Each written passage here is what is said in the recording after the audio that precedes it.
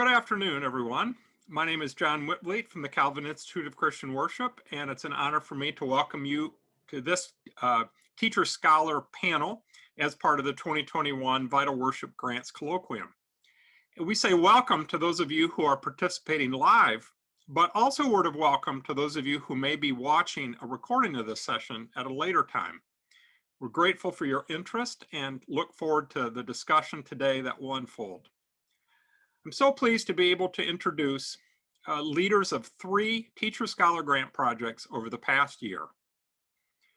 Liz Valle-Ruiz, who comes from McCormick Theological Seminary in Chicago. Thanks, Liz, for your work on digitally mediated worship. Who could have known a year ago just how significant that would be? We're so grateful for that and eager to learn from you. We're grateful for Andrew Weimer, Kristen Daly-Mosier from Garrett Evangelical Theological Seminary, because of your thoughtful work on baptismal practice as it relates to the tragedy of toxic water in so many locations. And we look forward to learning what you have to share with us, wisdom for the journey about promoting communities of justice and shalom. And welcome to you, Marjorie Snipes from the University of West Georgia. We're so grateful for your work on Christian practice in rural communities in the South, and for the attention to concerns related to justice and shalom that you will bring to us today also. 3 topics related to the public witness of the church and the key role that liturgical expression can bring to that public witness. We're going to proceed with 3 presentations, but let me invite all of you who are joining us today to make use of the Q&A function at any time. We'll be able then to see those questions that emerge in response to our panel presentations and to respond to those either in writing or in conversation. And then following our presentations, we'll have additional time to engage with each other. So without further ado, I'm pleased to be able to welcome Liz Valle-Ruiz. And so, Liz, take it away. We look forward to learning from you.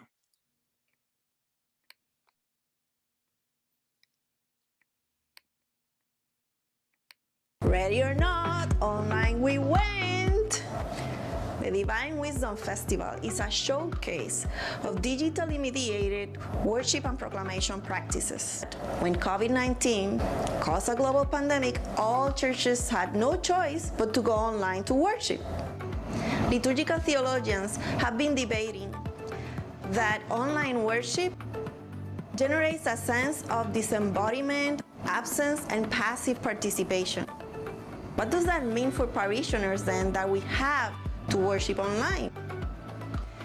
The Divine Wisdom Festival offers proposals to nurture the sense of embodiment about the importance of the color purple. And this cup represents active participation and presence of worshipers during worship services and proclamation practices digitally mediated. The Divine Wisdom Festival started in the summer of 2020. Between May and June, it lasted 5 weeks. We hosted 5 workshops. And this little hummingbird, because it represents the air. 1 presentation. We hosted an art gallery. We held 16 worship services, increasing the level of engagement and interaction, and thus active participation of the worshipers. And we showcased 12 proclamation modalities. Get those objects around you, start building a space in front of you.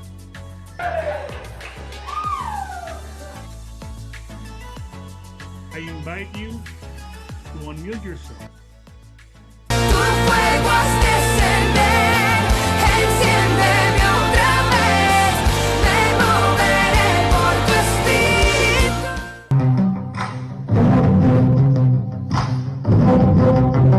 So long since I've known what to look for. I want to say I see you. Flesh that could feel, flesh that was real, flesh that would be crushed and find its own way to heal. Sometimes we need to be led. Sometimes we need to be fed. Sometimes you gotta protest in the name of God. Only way something happens then. Try not to grab the low-hanging fruit, you know, that brand new ripened berry that's sitting there. Reach up, elevate, challenge yourself to reach for the cougar. Heard her say, come and just sit with me. Sofía. Sofía, ¿qué quieres hoy de mí? ¿Qué quieres hoy? The Divine Wisdom Festival showcases a hybrid mode of worshiping that has two audiences, one inside of a video conference room and the other one watching live online through a social media platform. The Divine Wisdom Festival was part of a research in which we interviewed people about their experience through 4 digital mediations of worship: through video conference, through streaming live,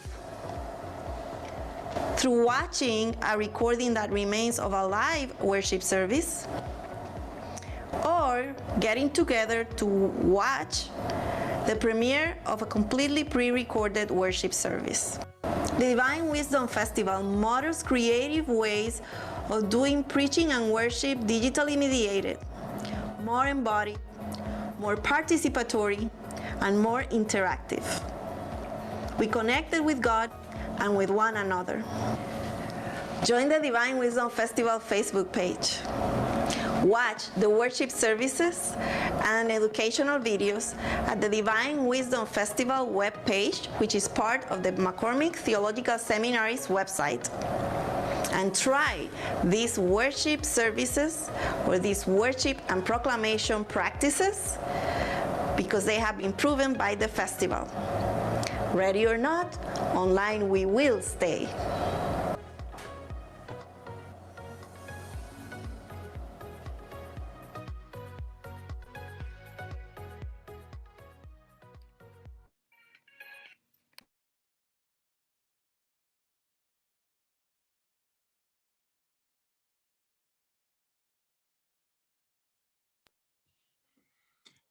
Say, Lise, I think you'll need to unmute there. Yeah.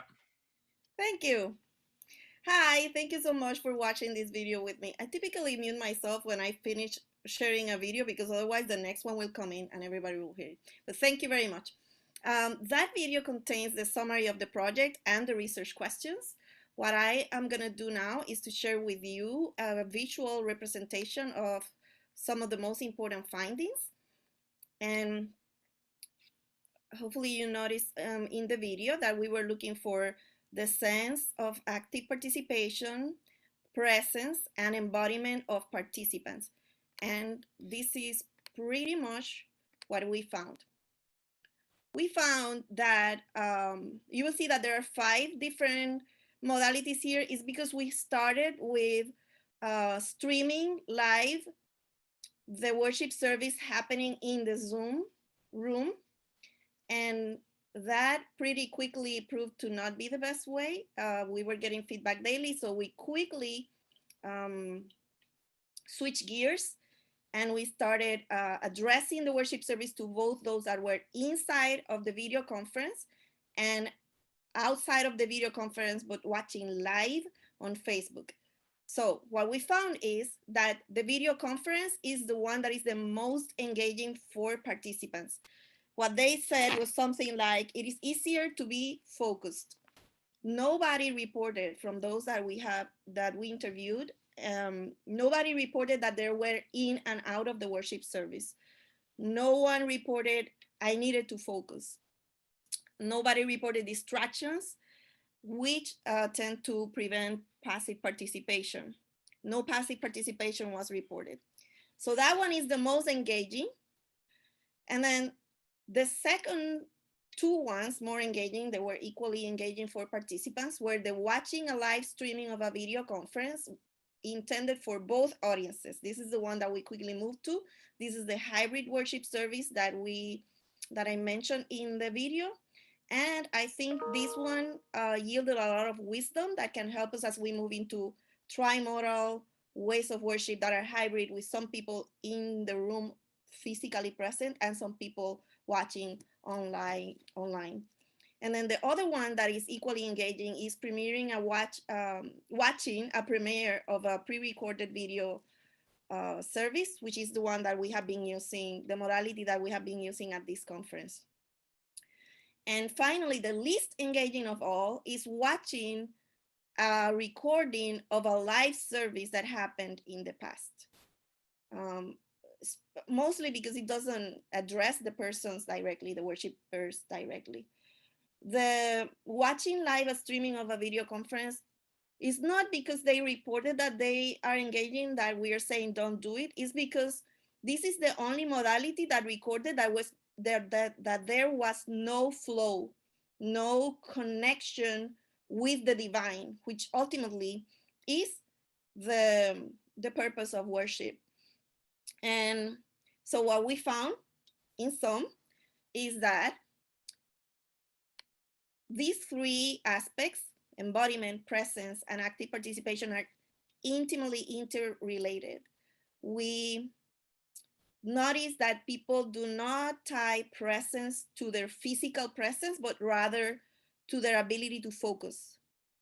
Nonetheless, their physical engagement with what's going on impacts directly their ability to focus.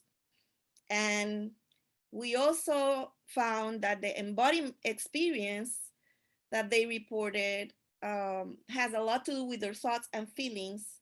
And these feelings and thoughts can be negative or positive, but that kind of affirms what liturgical scholars have known for a very long time, that worship actually addresses the whole being, the body, the mind, and the emotions, or the heart, hand, head kind of thing. So that's what we found, and we look forward to your questions. Very good. Thanks so much, Lise. And we do welcome you to use the Q&A function on the bottom to type in responses, questions to this. Thanks also for the comments we see already in chat. We'll, of course, especially at the end of our time, look forward to weaving in insights from each of our presenters along the way. Each topic so thought-provoking in itself, but then, wow, when we get the three in conversation together, much to explore. So next, I'm thrilled to be able to introduce Andrew Weimer and Kristen Daly Mosier, Garrett Evangelical Theological Seminary in the Chicago area also. And we're grateful for your project on baptismal practices in light of the tragedy of toxic water in urban areas and other places in the United States. So we'll hand it to you now. Eager to learn from you. Thank you. Thank you, John, and thanks to the entire CICW staff for your support throughout the past year. You all have been incredibly gracious, and you modeled for us flexibility and adaptability even prior to COVID-19 as we navigated working as co-directors, and I navigated an institutional transition. So in ways, I really think that that subtly prepped us to be ready to do the same when the pandemic emerged. So thank you. This past April, as Chris and I talked with a group of our project's community partners in Flint, Michigan, one pastor said something that was very powerful as he reflected on the ways in which the acute trauma and the sustained trauma of the Flint water crisis brought together diverse individuals and communities of faith in the struggle for communal survival and contestation of environmental racism and the pursuit of justice. He said, quote, really, the water brought us together, end quote. The water he was referencing, of course, was that toxic water of the Flint water crisis, and how individuals, institutions, and segments of the community that were impacted by toxic water were brought together in communal solidarity and resistance. So this comment evoked for me and for us a significant question that undergirded our project, which was, to put it crudely, can the waters of baptism do that in a life-giving way? Can baptism function as a life-giving resource that initiates Christians into a shared bond of solidarity, calling us to bridge boundaries, perhaps socially imposed boundaries such as race and class, to mutually and tangibly resist oppression and work for the kingdom of God. So in pursuit of answers to that question and others, our project engaged the lived realities and baptismal practices of a diverse array of Christian communities in Flint, Michigan. The pandemic forced us to shift and also present the opportunity of narrowing our focus on Flint. So we utilized ethnographic research methods in order to construct a strength-based baptismal ethic of solidarity that was particular to the realities of the sustained environmental racism of the Flint water crisis.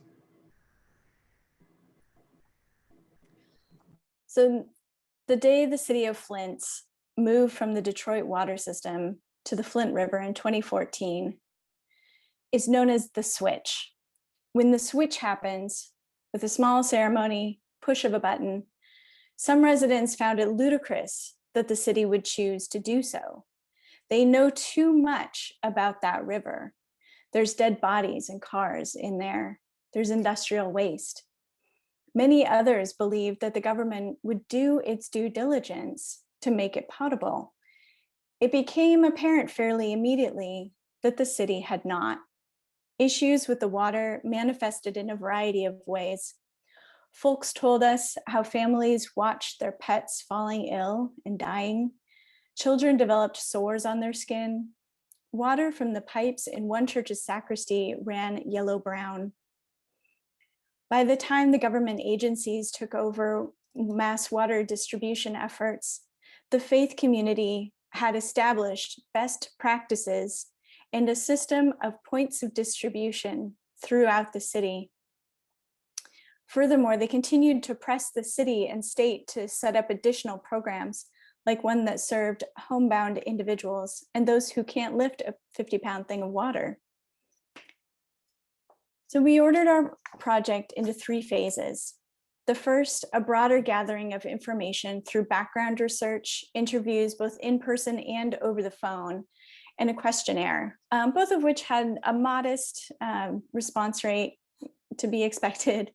Phase 2 allowed us to deepen connections and dig in further to the question of how baptism connects, and does it matter? The third phase is intended to connect more directly with outside communities, but we're not quite there yet.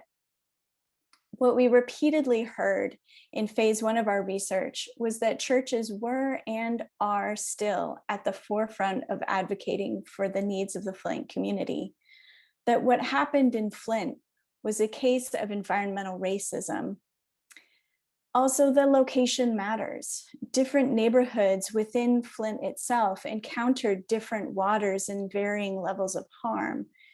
Some churches did not appear to respond, depending upon how insulated from the water crisis perhaps they perceived themselves to be.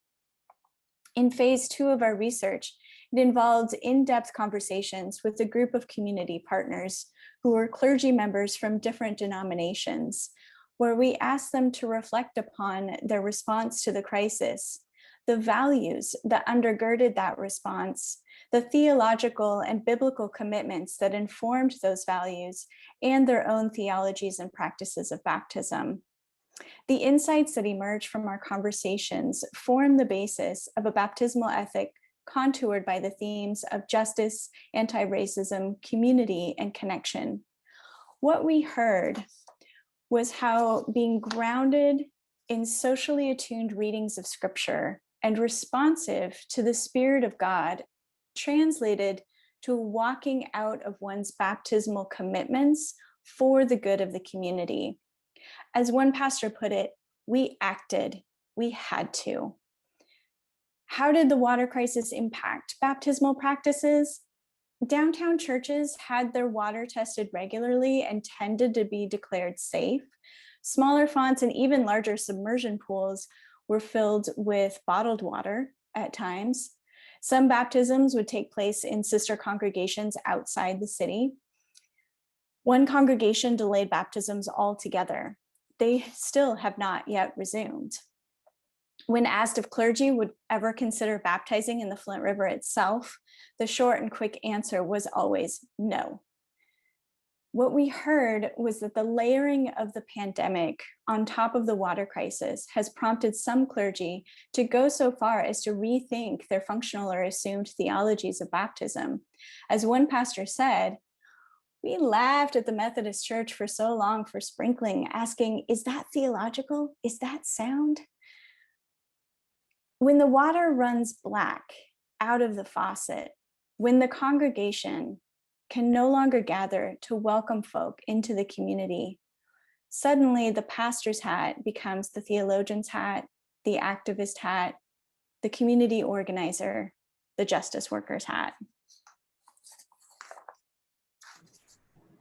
So as we prepared for our presentation, we thought it was important to allow space for sharing some insights into our own process of reflexivity and adjustment as the project unfolded. So while we started our project with this concept of baptismal solidarity that was formed by cues from liberation theology, such as the work of Victor Codina, we repeatedly encountered these unexpected, spirit-led, sort of pivotal moments of invitation, in which we realized that we could adapt our project to more fully promote the well-being of and the mutual pursuit of justice for the Flint community in which we were working. So the Holy Spirit, she will disrupt plans in good ways if you let her. Someone in the previous session said something about the Holy Spirit's the true project director. And some of the examples of these shifts were being explicit that our work was strengths-based amidst so much violent rhetoric of deficiency, of submitting our work for review by a local community ethics review board that we originally didn't know about, but through which we were able to establish relationships of accountability. In recentering our project to one location because due to COVID, we couldn't travel all over. We were able to modify our budget so that almost the entirety of it directly benefited the Flint community, including justly compensating our community partners. And we will be listing our community partners as co-authors of our mutual findings. So our conversations with pastors, with community partners, with community leaders in Flint repeatedly showed to us, as our community partner said, and I quoted earlier, right, that toxic water brought folk in Flint who were impacted together in this communal struggle for survival, of resistance to racism, and the pursuit of justice. And our conversations with pastors and community partners and these members of communities of faith Flint also offer these profound insights into how we can understand and practice baptism in a way that initiates us into and prepares us for communal struggles for survival, resistance to racism, and the pursuit of justice in the kingdom of God here on earth.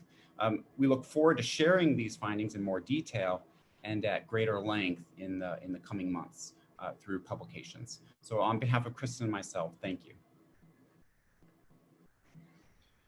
Thanks so much for the presentation and for the insights that you've shared. And it's already wonderful to have seen so many people who've expressed gratitude or been inspired by simply the description of the project that has appeared on our website. And that's true for so many of our Teacher Scholar grants. So thank you.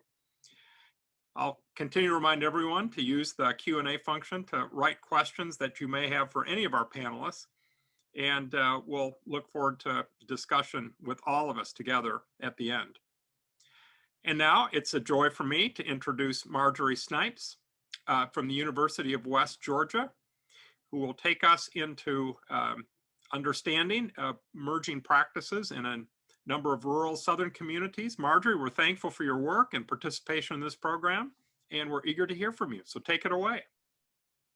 Thank you, John. And I thank the Calvin Institute and all of the teacher scholars. I've learned a great deal from hearing about your work, and the work in Flint and the embracing of online digital media is very inspiring to me right now. So I'm giving an in-progress report on my grant. My grant isn't completed. I inverted the stages.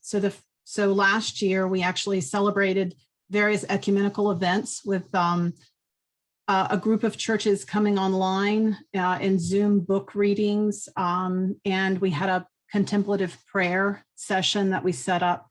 But the research itself is just starting. Like Andrew and Kristen, I had an ethnographic project. I'm an anthropologist, and I found ethnographic interviews to be very challenging. I started in summer of last year. They were not face-to-face. And because my project is focused on changes in the church over the past 25 years, I found really the people that I was interviewing really couldn't focus on the questions, since the changes that were occurring just yesterday and the weeks before had been so dramatic. So I decided to stall and slow down. And we did the first part of the project, which was creating a database of churches in Carroll County. And so I'll share that with you in just a minute. Let me get my screen share on.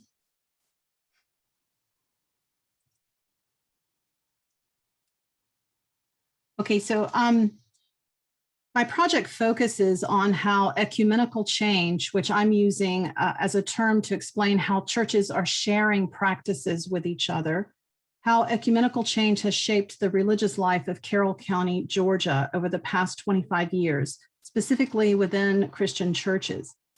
The photo that you're looking at is of Kennedy Chapel on the campus of University of West Georgia, which is what inspired me to do this project. The chapel marker reads, John F. Kennedy, 35th President of the United States.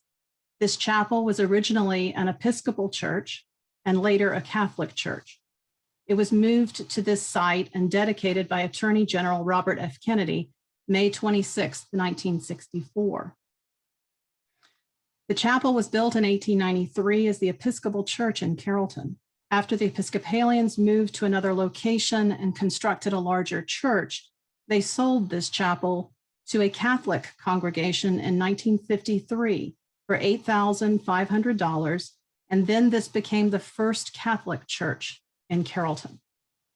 In 1964, after the Catholic congregation had built their new church, Our Lady of Perpetual Help, on land that was donated to them by the local cattleman Eaton Chalkley and his wife, the actress Susan Hayward, the Catholic congregation then gifted this chapel to the University of West Georgia, where it now serves as the Interfaith Chapel, the Kennedy Chapel of the university. During the dedication ceremony by Robert Kennedy in 1964, there was a Ku Klux Klan picket line that surrounded this little chapel, protesting the civil rights agenda that was going on in Congress at that time.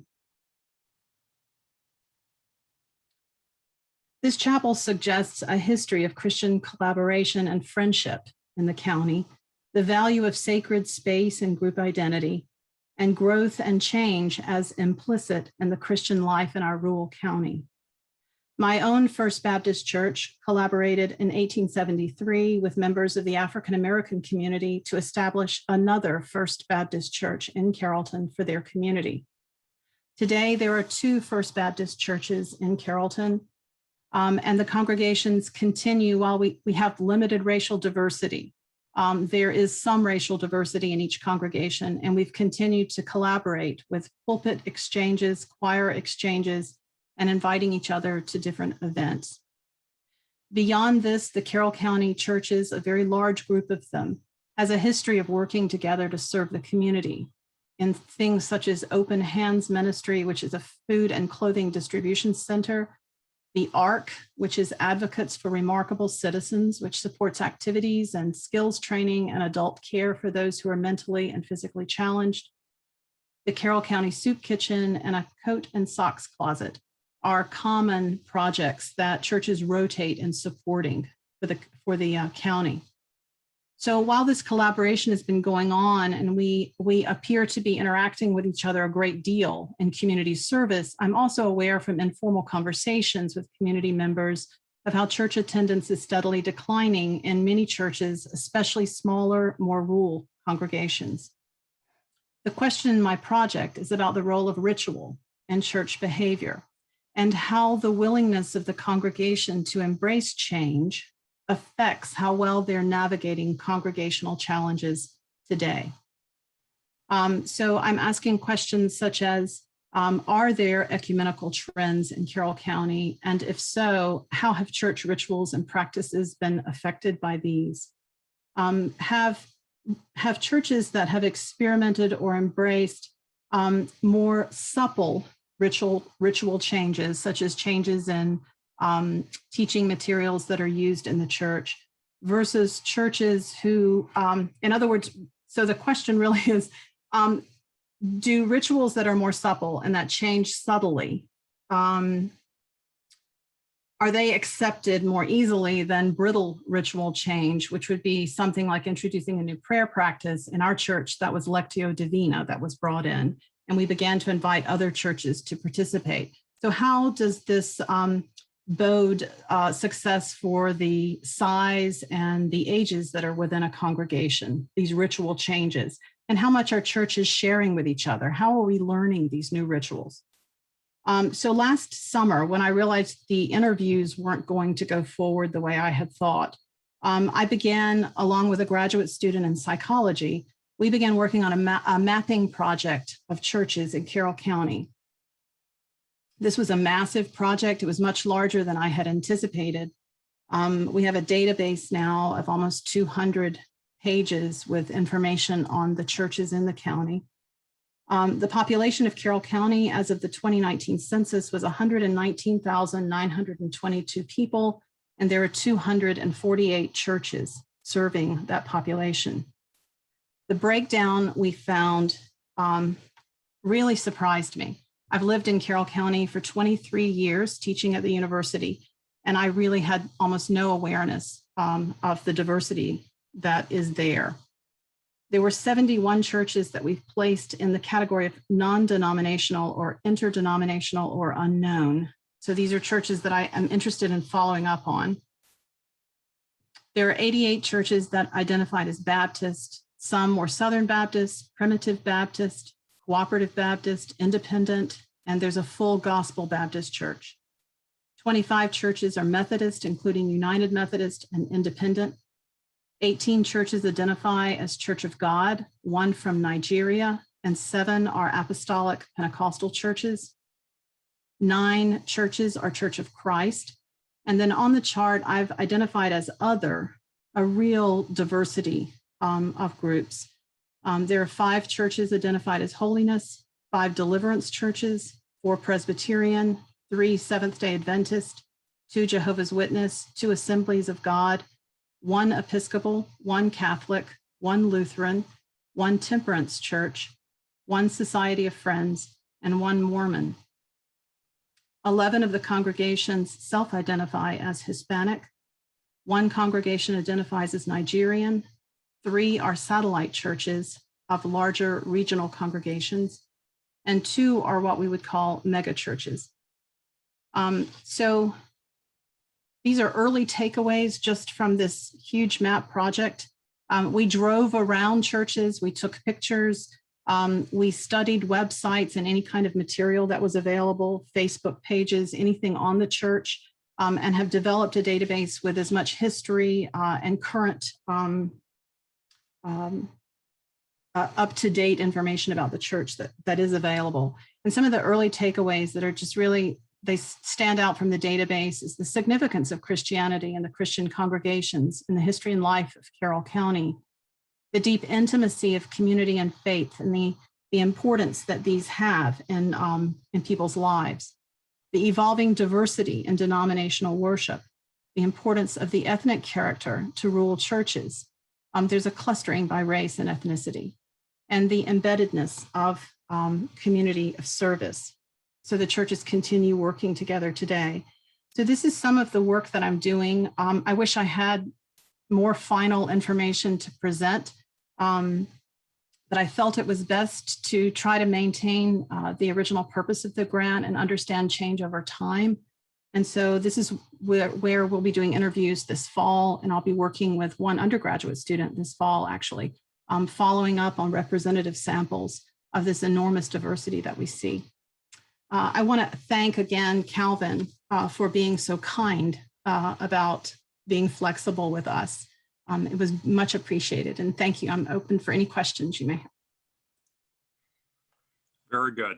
Thank you, Marjorie, and thanks to each of you as panelists. In fact, I'll invite each of you now we'll turn cameras on and begin to share a conversation that emerges out of these presentations. And thanks for the Q&A that has been submitted. And it's wonderful to be able to answer some of these things in writing as we go. 2, as a way of getting our common discussion together, I'm wondering if I could invite you each to reflect a little bit on your methods of listening and paying attention. And Margie, you're right that there is a shared ethnographic imagination in each of these projects, each of you with different training and drawing on slightly different approaches methodologically. One of the things that occurs to me is that ethnography in discussions of congregational life has come a long way in the past generation. And yet, to many in this conversation who will be listening to us, it will be relatively new. And it occurs to me that we've been learning a lot about how to be self-aware in our own process of paying attention. And so I'm wondering if I could ask each of you, perhaps we could just even go in order and ask each of you to reflect a little bit on your methods of listening and paying attention and what you've learned about methodology and the kinds of things you find yourself paying particular attention to in this project, but also things that you'll carry with you going forward. So, Lise, are you open to begin? Oh my God, yes. Thank you for your question. I could talk for hours about it, but I won't. I thank you for noticing that, yes, I did use ethnographic methodology as well. I want to take this opportunity to honor Dr. Dale Andrews, who was my mentor and taught me how to be a practical theologian. Yes. And who may rest in power now. Yes. So listening, the first time that I paid attention to that verb as an important skill for pastors to have was listening to a presentation by Eric Law. And he helped us notice that that's not a typical word that you will find in the advertisement of an opportunity for a ministry opportunity. In other words, churches don't list listening skills as one of the things that they're looking for, and still is so needed. And I find that ethnographic methodologies are a great way of listening. The way that we listened in this project was that basically it was all about the interviews.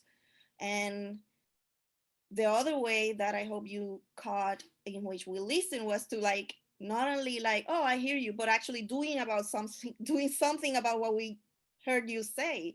And that proved to be the case when we listen to the second audience, right? The second audience being the one watching the worship services live on Facebook, tell us that you're doing things in there for the Zoom attendees that we out here cannot do.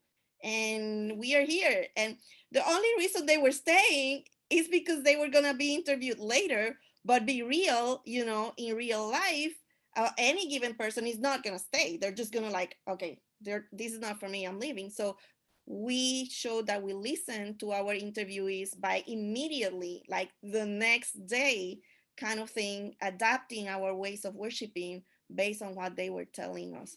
So those are ways in which we listened during our project. Okay, thanks, Lise. Andrew and Kristen, how about you? Yeah, so as we were developing the methodology for this, one of the texts that has been really crucial for me personally is a text called The Vulnerable Observer by Ruth Behar. And so that's one example of witnessing this kind of reflexive turn in anthropology, and Dr. Snipes could probably correct me here, and yeah, go much deeper than I can. But that's just that sensibility of listening, of engaging with deep humility, informed every step of our methodology as we were developing it. It informed every step of our engagement, kind of taking a moment, stepping back, thinking, okay, who are we?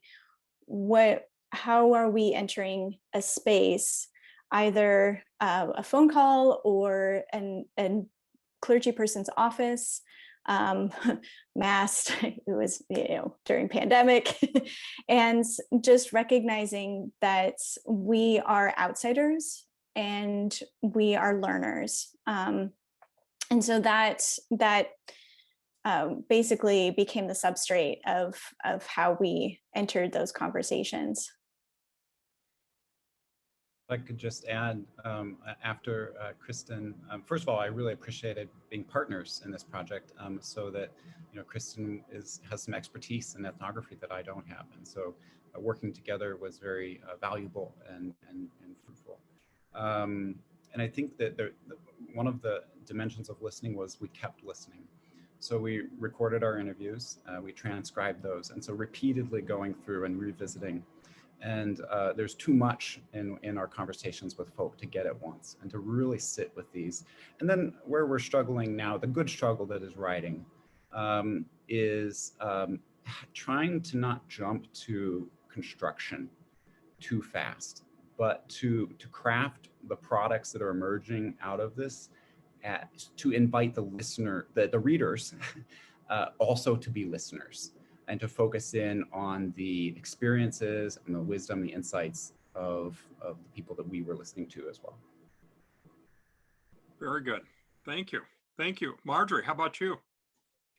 So these are methods I will be employing, and this was one of the reasons I felt the integrity of my project needed to wait. What each of you have been doing based on your topic is really fascinating. And you're actually employing participant observation. But one of the things I wanted to do is be in people's space so they could show me the areas where they were practicing rituals and tell me the meanings of them. And I can't add to what the panelists have said. I think the listening skills you're talking about are right on. But one thing I would say is that the great value of ethnography is that it allows people to tell their stories. And so instead of having a single official account, you begin to understand the subtlety and the range of the individual experience. And sometimes that requires sharing your own stories to elicit it from the person that you're sharing with. So that's the beauty of ethnography, especially in any kind of work with spirit. Very good. I know that there are many who are listening to our session today who are not teacher scholars. They're working in worshiping communities. And it reminds me of a wonderful line, I think it was from Thomas Frank some years ago, who talked about pastors cultivating, and his phrase was, an ethnographic imagination. And I love that phrase. And it in no way confusing that with the expertise of those who work professionally to do it, but yet being able to learn from, the self-awareness that those of you doing ethnographic work cultivate, and that deep capacity to listen deeply for what's going on under the surface, rather than just listening for the things we want to hear, which isn't that a temptation in pastoral ministry for all of us. So thank you. I'd like to refer to a question that comes in the Q&A. It's for you, Dr. Snipes, about the theme of disability as a topic for consideration. And is that really, let's maybe we could refer to it as the spectrum of abilities and disabilities. And that it complexifies the construct a little bit. But to say, is that something you have been paying attention to or will? And I think maybe we could just ask each to reflect on that a bit. Is there a connection between your project and the work that some of our other colleagues, other teacher scholar grants are pursuing related to that theme? I think it's a wonderful question. As our society has changed, I think churches have to reflect some of that. And so the first thing that comes to mind is just having to do building renovations so that everyone is welcome and everyone is able to access worship areas. So, I really hadn't thought of singling that out or even focusing on that particularly, but I think it's very valuable to talk about changes that are occurring in the wider society and how those are creating change in the church. Very good. Anyone else? I want to share something about this question. First of all, I want to say kudos to the person who posted the question by saying like, yes, keep focusing on the thing that is there for you. And second, what I love about the question is that it says being the driver of the change. Because for me, I focus a lot on embodiment and where's the body. And so one of the reasons I do that is precisely because if we ignore the body, we ignore disabilities or physical disabilities and physical abilities as well. So it's at the heart of my project, but I'm taking from the question an invitation to let that be the driver.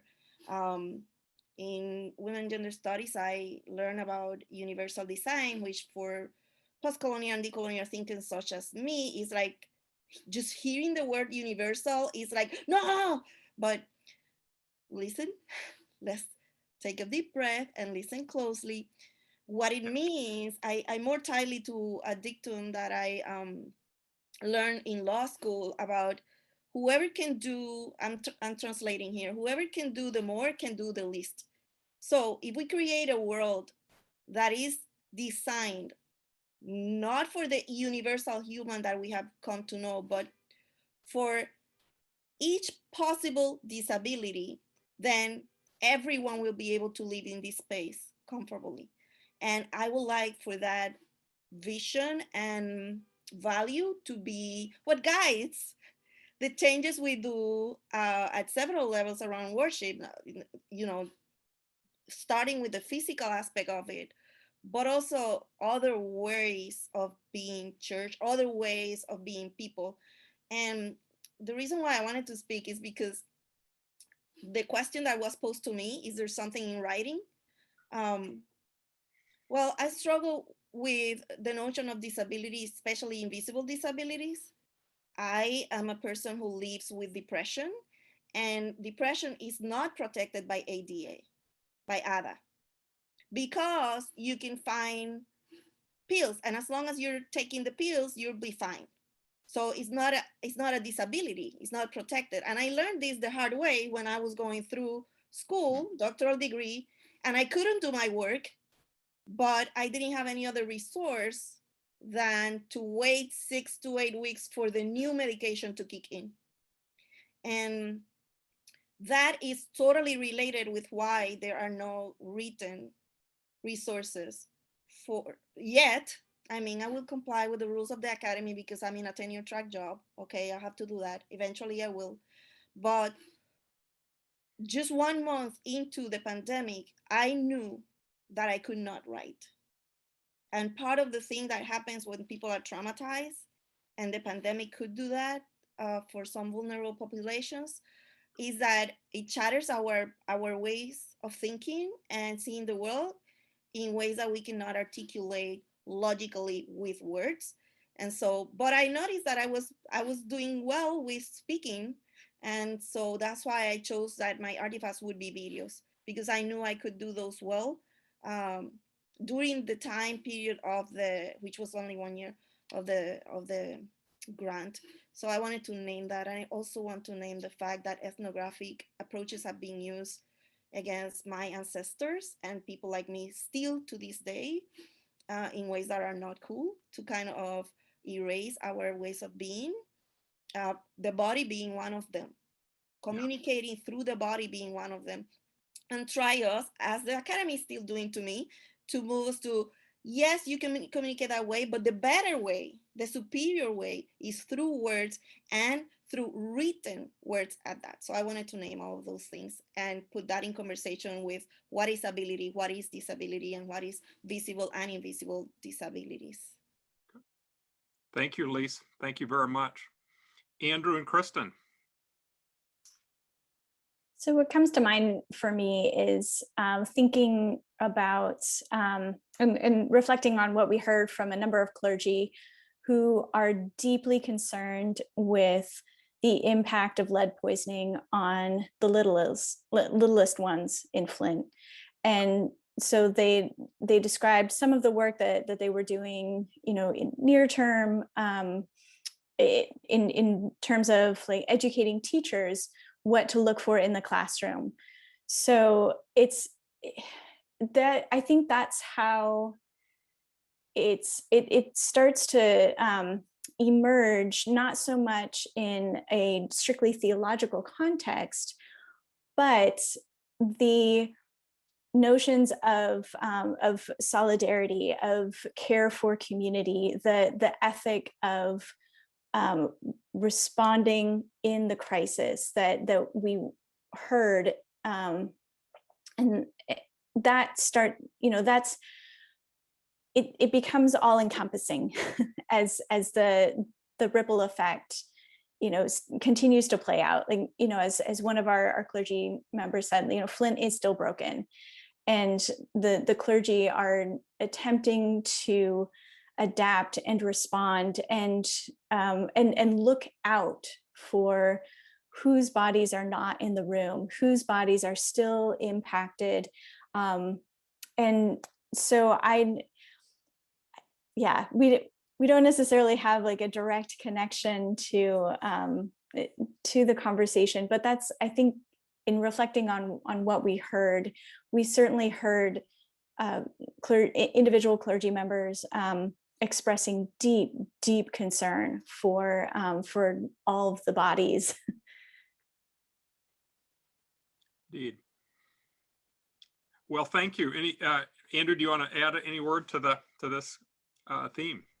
I'd just add on to what Kristen's already shared, and to say that we also heard that deep concern as from our community partners as emerging out of and connected to their baptismal commitments. And so, is there a possibility as well that our rituals could perhaps in some way situate us or form us or prepare us to keep expanding our awareness and entering into solidarity? Good. Thank you. Thank you. Well, and I will just echo the affirmation of the question and say that it occurs to me how wonderful it would be to think about every single grant project, and that every single grant project would have some connection to that question or potential connection to that question. And one of the joys of being together in this learning is that we can pose those questions to each other in ways that might not emerge in our local communities. That's part of the value of the ecumenical breadth and the methodological breadth of all of these different projects in conversation with each other. Thank you. I'd love to ask a question. I find often this is a question scholars love to think about, but what are the topics that you can't wait to get to next?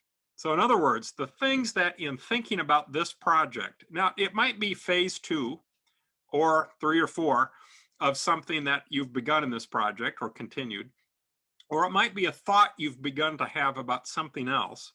But is there something stirring about a future project? And here's the good news today.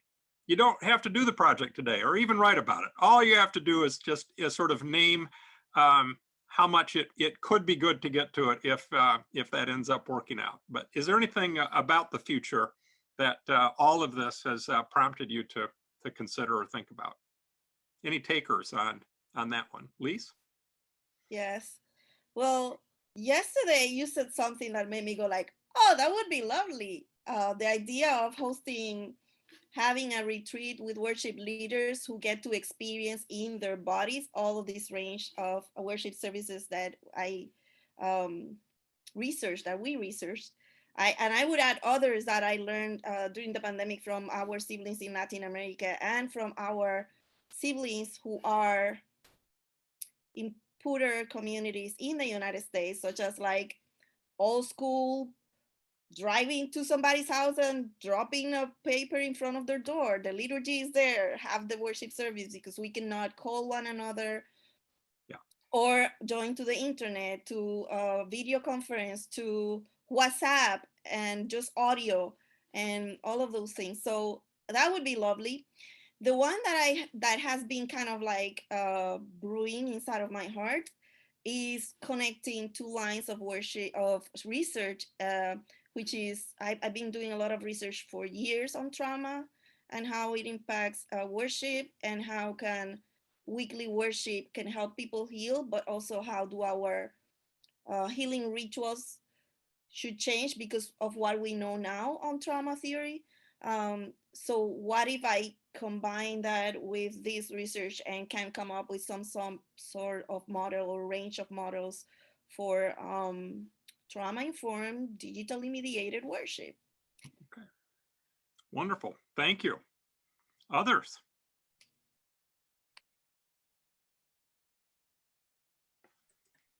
I've been really interested in seeing how the groups that I'm interviewing respond to the diversity in Carroll County. Me is concerned that some churches won't see Christian diversity as a good thing. In fact, many may not.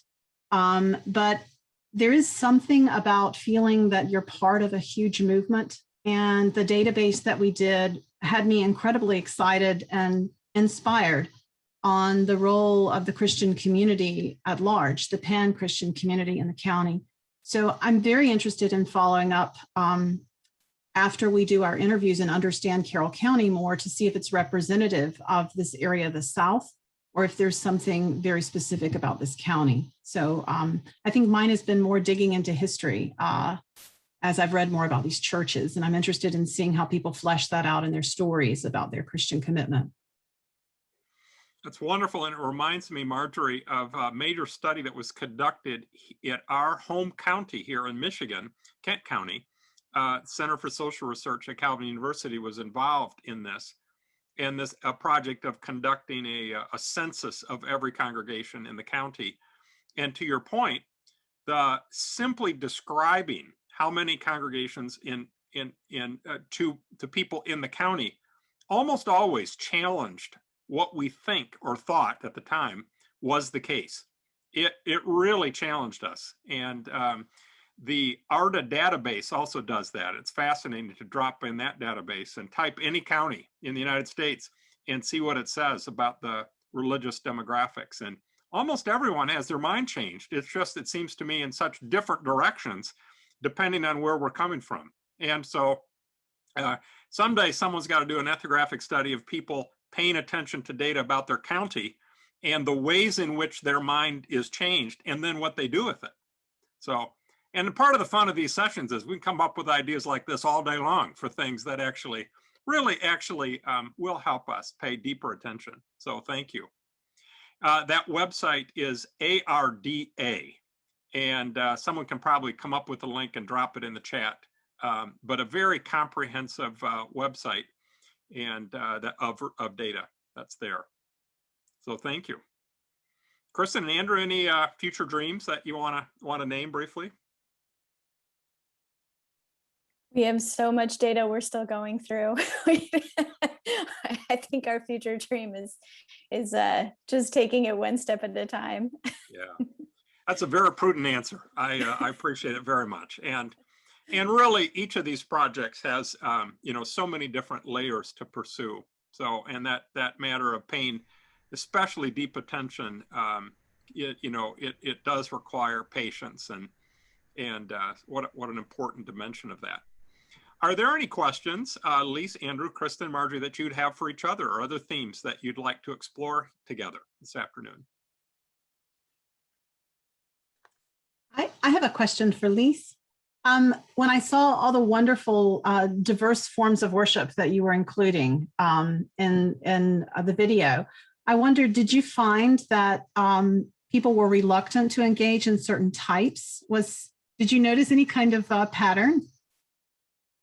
Yes, people are usually reluctant to change. I was sharing with our round conversation table this morning that I actually wanted to reach out to you. It was like, oh, I love what you're doing here because it helps me think about, like, I'm also in charge of the worship life at the community, the weekly worship services at the seminary. And yeah, this reluctance to change is people cling to what there is. But one of the things that caught our attention was that the way in which we managed that was to drive people through the change slowly but surely, right? Like we started with what they know, like oratory, far away with pulpit and everything, the liturgy, everything that they know. And then slowly increase day by day the level of engagement we expected from them. And so we had this one participant that she joined us middle of the week. And so when she came in, she was like, well, this is kind of different, you know? And she was like, no, like, what's this? And which like pretty much everybody was like, what's this at the beginning?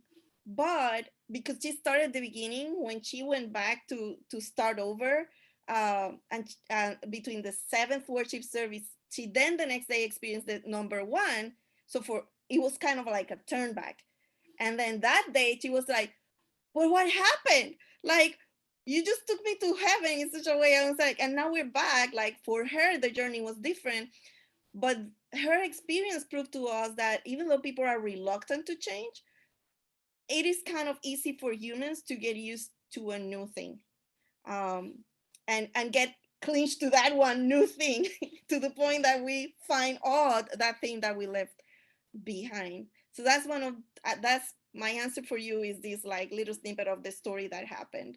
But yes, it's human nature to be reluctant to change, and that's what we need to slowly but surely embrace the new that God is doing in our midst.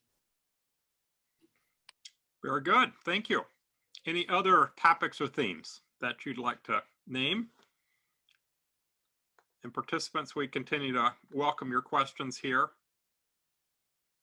So as we move toward a close, let me say to each of you a big word of thanks from our end at Calvin. We're always eager to be learning, and it's been a rich year of learning for all of us. And so we're learning, of course, not just about the topics, but about the kinds of adjustments that you're making and others are making. And that's one of the gifts of the program, of course, is that all of us are helping each other along with that.